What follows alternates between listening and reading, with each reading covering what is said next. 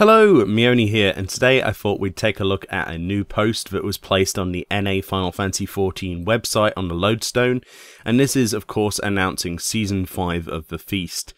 This is talking about the rewards, which we actually looked previously. They were actually showed on a developer blog very roughly in concept a couple of months ago, but we also saw the models data mined in another video that we did. Finally have a full website. This is talking about the rewards, and essentially let's go from top to bottom. So the top prize, so this is one player per data center. The number one person will actually receive the Season 5 Lone Wolf trophy.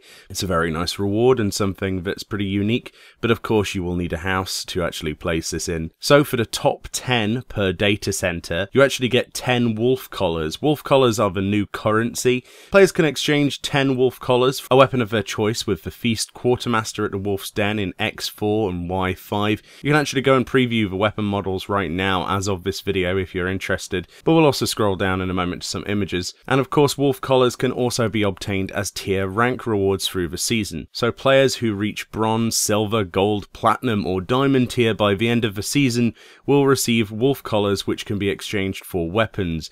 The better you do, the more collars you get. This means that unless you're in the top 10 players on your data center, you'll need to save up wolf collars from multiple seasons to purchase your weapon. Those who get top 10 ranking on a data center get rewarded immediately with a weapon of their choice as the season comes to the end. It would appear then that these wolf collars are going to be exchangeable for future rewards as well from other seasons. So I guess it's time to start saving up by doing your best this season and get a good foothold for the next. The armor, however, as of this patch, is impossible to obtain unless you are in the top 100 of the season on your data center. This of course doesn't mean it will never be available, just not for the foreseeable future, and you will not be able to purchase this with the wolf collars. So as we scroll down a little bit, we actually get previews of all of the job's weapons. The Paladin gets the Hellhound Warpick and Hellhound Shield, which is pretty nice. The Warrior gets the Hellhound Battle Axe, which looks almost like a scythe. Dark Knights get the Hellhound Falsor, which appears to be a red-veined, cracked greatsword with razor blades on the edge. White Mages get the Hellhound Cane, which is a little bit more Black Mage in design than you would imagine for a White Mage. Scholars get the Hellhound Codex. This is quite a nice book actually. It's got a feather attached to what appears to be the feast symbol on the front of the book. Quite nice. Astrologian get the Hellhound Planisphere. This is quite nice because the back of the cards that float around this black planisphere here are actually dark red, which gives the idea of sort of like demon power. Monks get the Hellhound Knuckles, which look exactly like Vega's gauntlets from Street Fighter. Dragoons get the Hellhound Spear, which is your atypical, very extremely large spear that could probably pierce the heart of several dragons. Ninjas get the Hellhound Sword Break, which are just devastating, with these bandages wrapped around all these serrated blades and things and hooks sticking out of the side of this normal sort of conventional like short sword. Samurais get the Hellhound Katana, which is essentially just a red glowy samurai sword.